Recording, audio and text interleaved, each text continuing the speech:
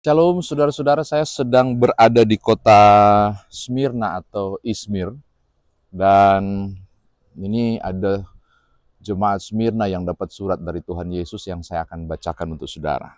Wahyu pasal 2 ayat 8 sampai ayat yang ke-11. Wahyu pasal 2 ayat 8 sampai ayatnya yang ke-11. Tuliskanlah kepada malaikat-malaikat di Smyrna, inilah firman dari yang awal dan yang akhir, yang telah mati dan hidup kembali. Aku tahu kesusahanmu dan kemiskinanmu, namun engkau kaya. Dan fitnah mereka yang menyebut dirinya orang Yahudi, tetapi sebenarnya tidak demikian. Sebaliknya mereka adalah jemaat iblis. Jangan takut terhadap apa yang harus engkau derita. Sesungguhnya iblis akan melemparkan beberapa orang dari antara kamu ke dalam penjara, supaya kamu dicobai. Dan kamu akan beroleh kesusahan selama 10 hari. Hendaklah engkau setia sampai mati, dan aku akan mengaruniakan kepadamu mahkota kehidupan. Siapa bertelinga hendaklah ia mendengar apa yang dikatakan Roh kepada jemaat-jemaat. Siapa yang menang, ia tidak akan menderita apa-apa oleh kematian yang kedua. Bapak Ibu Saudara kekasih dalam Tuhan, saya sedang berada di Smyrna atau Izmir, dan saya akan perlihatkan beberapa wilayah tentang kota ini. Bagaimana sesungguhnya bangunan ini dibuat. Ini lokasinya. Kalau saya miring ke sini, mungkin dia akan ikut. Ada di wilayah yang cukup luas.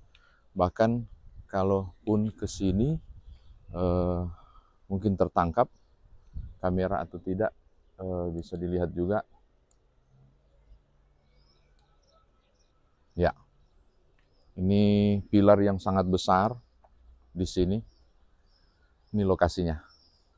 Kota ada di bawah juga. Nah, yang menarik dari jemaat Smyrna ini adalah jemaat yang dipuji tanpa celaan.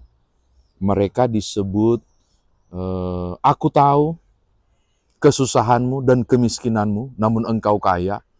Dan fitnah mereka yang menyebut dirinya orang Yahudi, tapi sebenarnya tidak demikian. Sebaliknya mereka adalah jemaat iblis. Dari sisi mungkin finansial, mereka tidak sama dengan penduduk yang lain. Penindasan selalu ada. Bapak Ibu, ini kan jemaat rumah ya.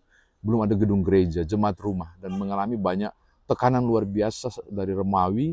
Kalau kita baca ini berarti ditulis sekitar tahun 90 sampai 100. Berarti belum punya gedung gereja. Masih gereja rumah. Mungkin numpang-numpang di sinagog dengan orang Yahudi. Tapi sekarang mereka dianiaya juga oleh orang Yahudi. Juga ditindas oleh orang-orang Romawi. Jadi serba sulit kehidupan mereka. Tapi mereka disebut kaya. Apa ukuran kayanya? Bukan soal finansial tentunya dimaksud. Kaya yang dimaksud adalah kaya di dalam Tuhan. Kaya dalam iman, kaya dalam ketekunan, kaya dalam pengorbanan, dan seterusnya. Kaya dalam ketaatan, dan lain sebagainya. Dan di mata Tuhan, itu kaya. Coba baca. Aku tahu kesusahanmu dan kemiskinanmu. Namun engkau kaya. Coba, yang ngomong kaya itu siapa? Bukan saya. Tapi yang menyapa Smyrna kaya adalah Tuhan. Kenapa? Iman mereka yang luar biasa. Ketekunan mereka yang luar biasa. Bahkan sampai ayat 10 mereka akan menderita dan dibuang selama 10 hari kesusahan mereka itu.